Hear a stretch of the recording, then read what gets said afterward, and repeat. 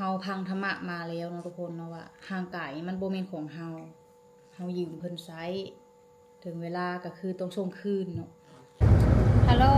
สบายดี FC พ่อแม่พี่น้องสุขคนเด้อยินดีต้อนรับเข้าสู่2แมตตี้สะพายบ้านสวนเนาะวันนี้แมตตี้ก็มีงานด่วนอีกแล้วทุกคนบ่แม่นงานดีเลยทุกคนเลยงานบ่ดีเนาะเฮาสิได้พาพ่อไปซักหญ้าอีกแล้ว หลังจากที่เข้าโรงหมอห่างก็ได้บ่ฮอดเดือนเนาะทุกคนห่างก็ออกจากโรงหมอเพราะว่าเพิ่นมีโรคประจำตัวแล้วเนาะทุกคนเพราะว่าเฒ่าแล้วมีโรคโรคเก่ามีกว่าโรคเกาอีกแม่ตีว่าโรค11แม่นแล้วก็10อย่างกระเพาะอักเสบนักไขหลังบวมน้ำเนาะทุกคนเนาะแม่ตีก็บ่จักแนวสิเฮ็ดช่วงนี้รู้สึกว่าปัญหาแบบทับถมเข้ามาเลยค่ะเฮาบ่มีโอกาสได้แบบสิได้แบบมีช่องว่างที่จะว่าได้เก็บเงินทอนเงินนี่บ่เลยเนาะทุกคนเนาะมีแต่ไปก็ไปนี่คือการใช้จ่ายของเฮานี่เติมน้ำมันไปนี่เทื่อละล้านแล้วพาไปหาหมอหาอย่างนี้บ่ว่าเลยเนาะทุกคนเนาะเมื่อยพี่น้องเอ้ยเดี๋ยวเติมน้ำมันก่อนเนาะทุกคนเนาะเจ้ายังค่าเติมให้เขาเจ้าอยู่เฮานะสิพาพ่อไปซักหญ้าอยู่บ้านนาเด็กหญ้าที่เพิ่นเคยไปซักเลยเพิ่นว่าเพิ่นดีขึ้นแล้วเฮาสิไปลองไปถามเบิ่งคักๆว่าพ่อเป็นโรคอันนี้นะสามารถซักหญ้าที่หมอที่จะซักให้นี่ได้บ่เพราะว่าไม่ได้คิดว่าเป็นยาแก้ปวดซื่อๆเนาะเพราะหลังจากเพิ่นไปซักประมาณมื้อนึงหรือว่า2มื้อนี่เพิ่นก็อาการบวมอาการปวดของเพิ่นก็ไข้ลงเนาะทุกคนเนาะเฮาสิลองถามหมอแบบชัดเจนถามแบบคักๆแบบแน่นอนเนาะไม่ตีก็ค้างคาใจคันสิบ่พาไปก็ยันเพิ่นน้อยใจยันเพิ่นเครียดเพิ่นว่าเพิ่นเจ็บแห้งอะไรออกฮ้อนเนาะออกฮ้อนแบบมือไข้เลยนะแล้วสิพาไปเบิ่งนํกันว่าอาการเพิ่นเป็นจังได๋แท้ๆเนาะทุกคนเนาะไม่ตีก็บ่ได้อยู่นํเนาะไม่ตีก็อยู่ลงเห็นมีแต่อายอยู่นํแต่ว่ารถออดี้เนาะทุกคนรถออดี้ที่พ่อเอนปะให้ครอบครัวแมตตี้ไซน่ะติดบ่ได้ตอนนี้นะแล้วก็เลยเดินโทรมาหาเฮาและให้เฮาพาไปเนาะอารันกับคาวีค่าอย่างก็จำเป็นแล้วเนาะทุกคนเนาะพ่อเฮ็ดได้ซะครอบครัวคันสิปะสิทิ่มก็ปะบ่ได้ปะบ่ลงเนาะทุกคนเนาะจำเป็นต้องได้พาเพิ่นไปเบิ่งสะก้อนไปถามให้มันชัดเจนว่าหญ้าที่เพิ่นจะซักให้มันได้บ่หรือมันบ่แพ้มาใครหลังบ่รู้เฮาจังว่าจังได๋ก็ถ้าเบิ่งนำกันเนาะทุกคนเพราะในเดือนนี้แหละพอเข้าโรงหมออยู่เซโนเนาะคลินิกลาเวียด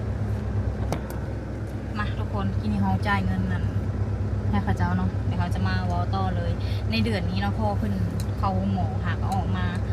แต่ว่าหมอเพิ่นก็กวดมาออกมาแล้วเนาะว่าบ่อยากให้กินยาหลายเพราะเพิ่นมีในเรื่องเกี่ยวกับไข้หลังเนาะทุกคนเนาะ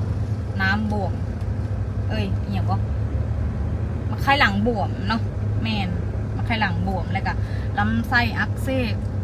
สาเหตุที่ลำไส้อักเสบนี่อาจจะเป็นแบบเพิ่นกินเหล้าในตอนนั้นเนาะทุกคนเนาะในตอนช่วงหลังๆเนาะเลยเพิ่นเข้าหมอนี่2เทื่อเลยได้ทุกคนเข้าหมอ2เทื่อแต่ว่าเทื่อที่2ไม่ตีบ่ได้ไปถ่ายคลิปเทื่อที่1ค่ะแหละอาการเก่าเลยเนาะทุกคนถ่ายเป็นเลือดเนาะทุกคนเนาะตีก็เลยบ่ได้ถ่ายในมือนั้นเนาะก็พาเพิ่นไปเข้ากับพอดีเบิดไปเท่าไรเบิดโอ้ยเกือบ10,000เนาะทุกคน10,000ป่ายพุ่นแหละในเวลาแค่2 มื้อเนาะทุกคนเนาะไม่ตีว่าโอ้ยรู้สึกว่าช่วงนี้แบบปัญหาชีวิตแบบทับถมเข้ามาเลยนะพอจากนี้สิว่าเนาะทุกคนเนาะเท่าจำเป็นอีหลีเฮาก็ต่อไปอนาคตก็อาจสิเป็นแบบนั้นเนาะว่าทุกคนเฮากำลังออกจากโรงเรียนเนาะสิพากันเข้าไปเอาพ่อกับแม่เนาะไปรับเพิ่นแล้วก็จากสิได้ออกมาเซโนแล้วก็จากสิไปบ้านนาแดงเนาะทุกคนเนาะบ้านนาแดงนี่เป็นเส้นทางไปท่าแขกเนาะแต่ว่าบ่ฮอดท่าแขกทางไปวัดหลวงปู่นั่นแหละแต่สิไกลวัดไปอีกประมาณจักลักเกือบ20ลักเนาะทุกคนเนาะถ้าเบิ่งนำกันเฮาสิถามหมอให้ชัดเจนเนาะเพราะว่าเฮาบ่ถามเพิ่นก็คันเฮาบอกพ่อกับแม่ไปเพิ่นก็คือสิบ่เข้าใจแล้วก็สิบ่ฟังเฮาเพราะเฮาเป็นลูก เฮาก็เลยต้องว่าตัดสินใจพาไปแล้วก็ถามให้มันชัดเจนสุดๆและให้เพิ่นอธิบายให้ฟังเนาะทุกคนเนาะแล้วเฮาจังสิแบบว่าพ่อแม่เฮาจังสิฟังแน่หั่นนะมันว่าหมอว่าซักได้มันบ่แม่นยาแก้ปวดด้วยจังได๋ก็ถ้าเบิ่งนำกันเนาะทุกคนโอเคเจอกันอยู่บ้านเลยเนาะทุกคนเดี๋ยวเฮาจะเข้าไปหาพ่อกับแม่เนาะตอนนี้เฮาก็ได้ฮอดบ้านแล้วเนาะทุกคนชุมยายก็นั่งจุ่มกันอยู่โอ้ อ้ายอย่าถามหาแล้วเอามากับฟ้าป่านนี่ฮะเบิ้งค่ะนี่ผู้สิไปหาหมอนี่ไข้อันนี้เป็นห้อยรถล้ม ไว้บุกหอดฮ้อนบ่ เออ เอ้าคือเป็นฮ้อนไปนี่ฮ้อนเนาะทุกคนบนมือบนไข้มันฮ้อนบูว่าเป็นอะไรอย่างนี้บวมมันฮ้อนบอกแล้วคิงเจ้าก็ฮ้อนอยู่แล้ว มันหอดอยู่ อันนี้ค่ะอันนี้เขาบริเจ็บป่ะตัวนี้ค่ะเจ็บคือกันบ่ มันจะสีด ไปซะไปถ้าทุกคนเอาสิพาลองไปหาหมอเบิ่งเนาะ น้องโมไปหาสิไปนี่น้องย่อยฮัก ทุกคนตัดภาพมาตอนนี้เฮาได้ฮอตคลินิกแล้วเนาะเป็นคลินิกปวดพยาธิทั่วไปนะแต่ว่าเรากะเฮายังบ่ทันได้ถามหากับมาฮอตเอาพ่อมาเข้าห้องน้ำก่อนดูสิเป็นอยู่บนใดอย่างไก่เติบโอ้ยมาสุดนั้นนะได้ยอกันลงตะลดมาสุดนี่ก็ได้ห้องน้ำเลยก็จะเขียนใช่ไหมไปเอาชิถ่ายเนาะแหละฮอตแล้วทุกคนบ่มีคนเข้าแล้วคอยเด้อล้มซะละเด้อเมื่อตีเดินทางนี่รวมมา200กว่าลักเนาะทุกคนเนาะบ่ได้นับเรื่องว่าไปกลับออกมาอีกเข้าบ้านนี่ประมาณเท่าไหร่เนาะเข้าบ้านแม่ตีนี่15พอดี60ลักเนาะไปฮับไปส่งแบบนี้พอดี4เทื่อเนาะเพราะว่าแม่ตีไปฮับแล้วก็ออกมาแล้วก็สิไปส่งแล้วก็ออกมาอีกเนาะทุกคนบ่ได้นับเรื่องว่ามาแต่ดงเห็นแล้วก็มาฮอนี่อีกโอ้สุดยอดเลยค่ายาคือสิบ่นักสำคัญน้ำมันรู้สึกว่าน้ำมันมันแพงเนาะทุกคนเนาะรถอลันกระไซน้ำมันแบบเปลืองรถอลันแบบเปลืองน้ำมันแห้งป้าถ้าเบิ้งอากาศน้ำกันเนาะทุกคนเดี๋ยวเขาจะถามเพจเบิ้งตอนเมื่อกี้จะบริทายตอนถามเพราะว่ายันเป็นการเสียมารยาทเรื่องอันอยู่ในคลินิกเพื่อนเนาะทุกคนเนาะเพราะว่ามันกระบอกเหมาะสมปานใดเนาะแมนยูแต่ว่าคลินิกเอกชนแต่ก็ถ้าเบิ้งตัวจริงเนาะทุกคนเดี๋ยวแม่ตีสิถามแล้วจังสิมาเล่าสู่ทุกคนได้ฟังว่าเป็นจังใดเนาะแต่ที่แน่ๆนี่คือพ่อเพิ่นเป็นประดุกแล้วก็เย็บแขนไข้มือไข้ออกฮ้อนเนาะแล้วบ่ฮู้ว่าเพิ่นสิซักยาแบบใดให้แม่ตีนะในใจก็บ่อยากให้ซักเพราะว่าเพิ่นก็มีส่วนที่แบบไข้หลังบวมเฮาก็ย้านเป็นไปทางอื่นเนาะทุกคนเนาะแม่นี่แหละเข้ามาแล้วก็เป็นไปหลายแนวทุกคนเนาะเดี๋ยวไปเบิ่งพ่อก่อนเด้อทุกคนเดี๋ยวแม่ตีสิมาอัปเดตอาการต่อเนาะทุกคนยังบ่ได้เมื่อเด้อยังถ้าหมอเพิ่นเอาอย่างก็เอาเลือดไปปั้นหรือว่าจังไดถ้าเพิ่นฉีดยาแล้วสักก่อนจังสิได้ออกมาเนาะฮ้อนเนาะถ้าอีกประมาณครึ่งชั่วโมงพวกแหละตอนนี้มันก็ผ่านมาแล้วครึ่งชั่วโมงเนาะนอนมีกระลิ่นพ่อก็นอนพักนะเฮ็ดดื่มอยู่เนาะคนตุ้ยเด้เบียร์พอ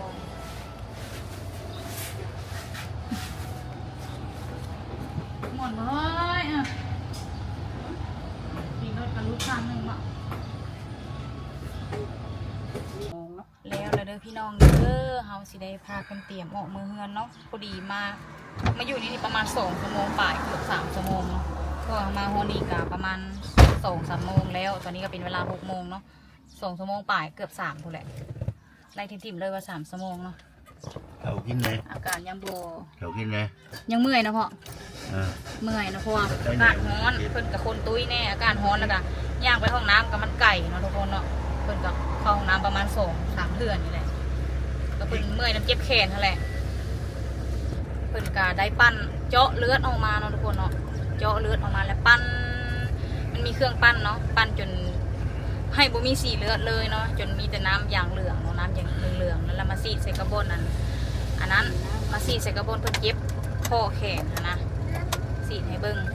ถ้าว่าอาการมันดีขึ้นหรือว่าจังใดแล้วว่ามันเวฟลงเลยเดือนหน้าอะไรจะให้มาอีกเพิ่นว่าไรเพิ่นว่าเป็นซีเนาะทุกคนเนาะถ้าเบิ่งนำกันว่าหลังจากนี้ไปหานับตั้งแต่มื้อนี้เนาะทุกคนไปหาเดือนหน้าว่าอาการของพ่อสิเป็นอะไรนะถ้าเบิ่งนำกันแต่ว่าตอนนี้เพิ่นก็ได้ใส่ยาไปให้แล้วนะครับติดตามเบิ่งอาการจะเป็นมื้ออื่นเนาะเพราะว่าใส่ยามื้อนี้คือสิบ่ทันได้มีอาการอย่างเนาะทุกคนออกเดินทางก่อนเด้อ ตัวใหม่บ่นี่ค่ะ ฮอดได้เด้อพี่น้องฮอดเฮือนแล้วอายเสียจินดาดเนาะกำลังเอาซีนไปอันซอยโอ้ถึงแล้วค่ะสาวดีก็หากระสตาร์ทได้ตากเบิดมือเลยไฟเบิดว่าซั่นนี่สาวดีมาอยู่บ้านเดือจ้าเลิศรถมูลพ่อเนาะมูลพ่อปู่มาฮอดยกย้ายมาฮอดอันมูลดองเพิ่นนี่ฮอดแล้ กับมอดแล้วก็ ว ติดได้ เอานั่งลงกันมัน ข่าวอ่ะเอาลงกันซะเราสิไปเตรียมเครื่องสินดาดซอยกันเนาะทุกคนพอสิกินข้าวแรงอยู่นี่แล้วค่ะจังสิเมื่อดงเห็นโตจ้ายาวๆเลยมันทุกคนตักผักมาตอนนี้เมตี้ก็ได้มาฮอดเพื่อนแล้วเรียบร้อยเนาะค่ะก็ฮอดกินนี่หาก็ลงรถเนาะอาการรวมๆแล้วก็คือเป็นหลายโรคพร้อมๆกันเพราะว่าอายุหลายแล้วแล้วก็ภูมิคุ้มกันภูมิต้านทานนี่ก็คือต่ำลงทุกคนเนาะเฒ่าแล้วโรคชราโรคอีหยังก็ว่ากันไปเนาะอีพอกับประมาณ70ปลาย80นี่คือสิยังบ่ฮอดแล้วสิมาสรุปโรคที่พ่อเป็นในตอนนี้เนาะทุกคนรู้สึกว่าปีนี้รุมเร้าแฮงเพราะว่าช่วงปีใหม่นี่เพิ่นก็ลดล้มเนาะลดล้มแล้วก็แขนนี่ก็บ้าแล้วก็พอดีแบบสะสมกันเลยแบบไปซ้ำเติมกันเลยกับบอนที่เพิ่นเจ็บโรคเกาต์เพิ่นอยู่ในนี่อยู่แล้วนะพอดีแบบตื่มกันเลยนะโอ้ยพี่น้องเอ้ยชีวิตเห็นพอเจ็บนาทีก็แบบว่าอดคิดบ่ได้นะแบบอีตนก็ได้แต่อีตนเพราะว่าเฮาช่วยหยังบ่ได้นอกจากพาไปหาหมอเนาะแล้วสิช่วยแบบที่ว่าให้เฮาบรรเทาแบบว่าเจ็บแทนนี่มันเจ็บแทนกันบ่ได้เนาะทุกคนเรื่องนี้เรื่องร่างกายของแต่ละคนนี่คือต้องได้คลำเรื่องการกินเนาะหมอก็กำชับไว้ว่าให้คลำการกินบ่ให้กินทั่วทีบเพราะว่าพวกที่เป็นโรคเกาต์นี่เนาะทุกคนได้ยินตามที่หมอบอกมาเนาะผู้ที่เป็นโรคเกาต์นี่คือบ่ให้กินพวกยอดผักแล้วก็พวกผักสีเขียวนี่ก็หลีกเลี่ยงได้ก็หลีกเลี่ยงเนาะทุกคนให้กินแต่พวกผักสีขาวแล้วก็ส่วนที่เป็นไข้หลังเนาะทุกคนพ่อแม่ตีมีอันพ่อของแม่ตีน่ะเป็นไข้หลังบวมเนาะทุกคนไข้หลังบวมน้ำแล้วก็กระเพาะลำไส้เพิ่นนี่ก็อักเสบเนาะ3อย่าง4อย่างทับถมกันเข้ามาเนาะแม่ตีก็สิคิดไว้ว่าเพิ่นเฒ่าแล้วเนาะแล้วแม่ตีก็บ่ได้อยู่นำแล้วก็คิดแบบน้อยใจเสียใจผิดหวังที่แบบว่าบ่ได้อยู่ดูแลเพิ่นแต่ว่าอย่างน้อยที่เฮากับใครแน่ที่เฮาบ่ได้ไปอยู่ไกลเนาะทุกคนเนาะยังพอว่าไปมาหาสู่กันได้มีหยังก็จังว่าได้เล่นไปได้ทันเนาะทุกคนเนาะแต่ว่าเฮ็ดจำเป็นแบบงานด่วนนี่ก็ไปได้ยากอยู่เพราะว่ามันก็ว่าไกลก็บ่ไกลเนาะทุกคนเฮากับประมาณ70-80 ลักเนาะเพื่อสิไปฮอดบ้านแม่ตีก็สิบ่กว่าเนาะพอน่ะมีทางลำไส้อักเสบลำไส้บาดเนาะตอนช่วงนึงนี่ก็คือไปเข้าโรงหมอนอนอยู่โรงหมอรักษากระเพาะลำไส้แล้วก็ต่อมานี่เพิ่นก็โรคเกาต์นะเพิ่นเป็นมาโดนแล้วแต่ว่าตอนช่วงนั้นเนาะแม่ตีได้พาพอไปเทื่อนึงแล้วอยู่บ้านนาเด็กจนได้โซมกันลงรถเนาะทั้งที่แม่ตีน่ะถือพาอยู่ในตอนนั้นถือพาอามีนี่แหละโซมกันลงรถตอนนั้นเพิ่นแม่ตีสิขออย่างเงี้ยเนาะเพิ่นเจ็บแถวนี้เบิดแถวตีนนี่เนาะทุกคนเนาะไข้เบิดแถวเข่านี่เจ็บเบิดแล้วก็ซักยาแล้วก็อยู่ตีนนี่ยังบ่มีแล้วเนาะทุกคนเนาะขอเว้าคำบ่สุภาพเนาะเพราะว่าอันนี้เฮาเว้าในตามตรงแบบภาษาพื้นบ้านเฮาเนาะตีนอย่างเท้าอย่างนี้แหละแม่นช่วงนั้นเพิ่นก็ย่างบ่ได้เจ็บเย็กแบบโซมกันลงเลยนะแบบย่างไปเองนี่บ่ได้เลยโซมกันลงรถเลยแบบต้องได้คนอื่นที่ต้องมาคึงแฮงเพิ่นเนาะแล้วมาลามมาใส่บอนนี่บัดนี้บอนแขนเพิ่นเนาะแขนก็ไข้เลื่อมแบบอาการเพิ่นตอนนี้ก็คือเจ็บออกฮ้อนแสบเนาะในบอนที่ไข้นะแม่ตีก็บ่แน่ใจว่ามันมีสาเหตุอื่นบ่ที่มันสะสมกันมาเนาะทุกคนเนาะพ่อแม่ตีก็บ่เคยเจ็บประดุกมันแสบบ่ปวดแต่ว่าพ่อของปวดคอแต่ว่าพ่อของแม่ตีนี่คือมีอาการออกฮ้อนเนาะเพิ่นว่าเพิ่นแบบเจ็บแสบออกฮ้อนเนาะหรือว่าถึงแบบขั้นรุนแรงแล้วบ่หรือว่าจังใดเนาะอันนี้ก็สิว่าอีกสถานนึงกับพ่อนะแม่ตีนะตุ้ย แถมมีเบาหวานเนาะเพิ่นตุ้ยแล้วก็มีเบาหวาน แต่เบาหวานนี่ก็คือว่าบ่ได้ขึ้นหลายปานใดแม่ตี้ก็บ่แน่ใจเนาะเพราะว่าหมอเพิ่นก็ลมกับพ่อกับแม่อยู่คลินิกแม่ตี้ก็ไปบ่ทันตอนเพิ่นลมกันเนาะมีแต่ถามเพิ่นพ่อกับแม่มีแต่บอกว่าเบาหวานขึ้นน้อยนึงเฮาก็บ่อยากเชื่อแล้วพ่อเพิ่นก็ตุ้ยเนาะอารันน่ะก็ได้แต่บอกแม่ตี้ว่าบ่ให้คิดหยังหลายมีแต่ทำใจไว้เพราะว่าแม่ตี้เห็นสภาพพ่อของแม่ตี้มื้อนี้ก็คือสุดโทรมหนักแฮงกว่าเก่าเนาะทุกคนเนาะหน้าตาบ่สดบ่ซื่นพอย้อนเพิ่นเจ็บแล้วอากาศก็ร้อนแถมเพิ่นเป็นคนตุ้ยอีกเรื่องทำใจนี่เฮาเข้าใจเนาะทุกคนเรื่องทำใจได้เพราะว่าเฮาพังธรรมะมาแล้วเนาะทุกคนเนาะว่าร่างกายมันบ่แม่นของเฮายืมเพิ่นใช้ถึงเวลาก็คือต้องส่งคืนเนาะลมหายใจแม้แต่ทุกสิ่งทุกอย่างที่เฮาใช้อยู่ทุกมื้อนี่ฮะนะมันบ่แม่นของเฮาเลยทุกคน ให้ทุกคนรู้ไว้นำกันว่าเฮาแม่นอยู่เฮาเกิดมาเฮามีลมหายใจมีความรู้สึกมีเลือดเนื้อเสื้อไขแต่มันบ่แม่นของเฮาเนาะทุกคนถึงเวลาเบิดเวลาของมันก็คืออยู่เป็นขี้เถ้าเนาะ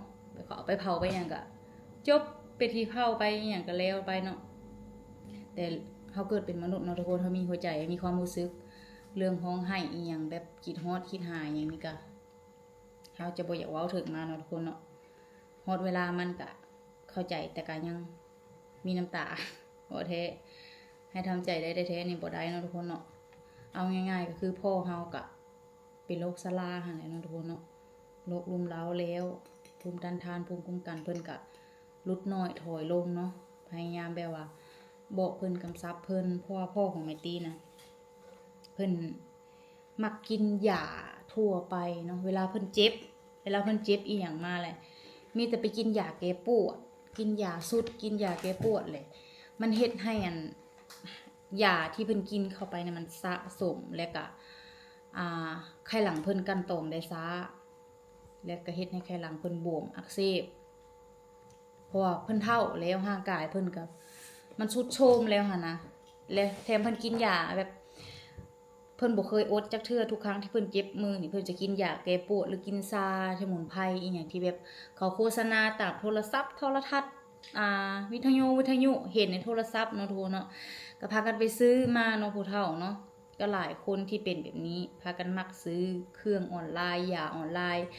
กินยาทั้งที่บ่ได้กวดเนาะทุกคนเนาะกินยาทั่วทีปกินยาแบบว่าบ่ได้ไปกวดแบบหมอจัดให้แบบว่าเจ้ากินเฉพาะซ้ำนี้เนาะบ่เลยเนาะบอกกับบ่ฟังเลยเป็นมากกับเฮาคือเก่าเนาะทุกคนเนาะเฮ็ดได้จ้ะอย่าคือแบบบอกเด็กน้อยเนาะ บอกผู้เฒ่าซ้ำกันก็บอกเด็กน้อยเนาะแต่ก็คือว่าแหละคันดีขึ้นสิเป็นอีกคือเก่าพากระลุมกันกับอายเนาะทำใจเท่านั้นเลยเนาะทุกคนถึงเวลาของไผของมันว่าอะไรก็เฮาเบิ่งแม่ติอาจสิเว้าคือแบบคนที่เข้มแข็งเนาะคือคนที่แบบว่าบ่รู้สึกแบบว่าผิดหวังเสียใจหยังกับเฮาเห็นพ่อเฮาในสภาพมื้อนี้ก็คือน้ำตาเฮาซึมไปแล้วเนาะทุกคนเนาะน้ำตาซึมไปแล้วก่อนเฮาสิออกมานี่ก็เข้าไปขอพ่อขอหยังว่าเฮาเมื่อก่อนเด้อมื้อหน้าจังสิมานั่งลิ้นมาหยังนำไม้แบบนี้นะพอนะทั้งที่อยากนอนแต่ว่าเจ็บลุกออกมาแล้วก็เอาวันแนวเย็นๆประคบซะก่อนเนาะเพราะว่าเฮาบ่ให้กินยาเลยเฮาบอกบ่ให้กินยาหยุดก่อนพอกินมันก็บ่ได้ช่วยหยังมันสิไปแม่นอยู่มันช่วยให้เฮาบ่ปวดแต่ว่ามันสิไปกระทบมาไขหลังมันเฮ็ดให้ไขหลังเฮาอักเสบตื้มแล้วก็บวมตื้มเนาะ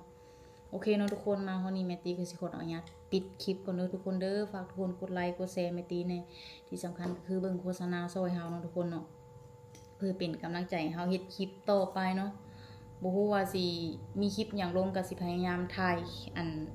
ลงแบบสิ่งใหม่ๆเรื่อยๆเนาะทุกคนเนาะสิพยายามถ่ายลงให้ทุกคนได้เบิ่งการเคลื่อนไหวเรื่อยๆเนาะทุกคนเนาะบ๊ายบายเจอกันคลิปหน้าเด้อพี่น้องเด้อมื้อนี้ก็สิเป็นคลิปแบบบ่ซื่นสันบ่ยิ้มปานใดเนาะเพราะว่าเฮาก็ลำบากใจเนาะทุกคนเนาะบ๊ายบายเด้อเจอกันคลิปหน้าเด้อ